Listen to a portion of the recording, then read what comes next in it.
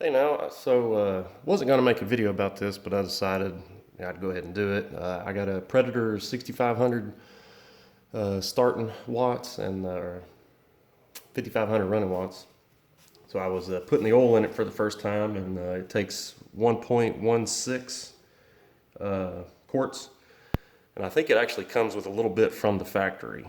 So I put in a quart, and you might pick it up on the camera here. It's you can see it pretty much coming out of the port there.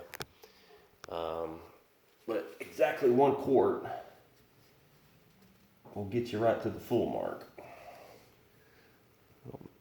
I don't know if you can spot that on camera, but it is right there at the end of the hash mark. So that's where you want to be, and you want to check it without threading it in. So just right here on the edge, and pull it out and check it. Definitely don't want to thread it in. You thread it in and check it, you won't get the right amount. So, all right, there you go.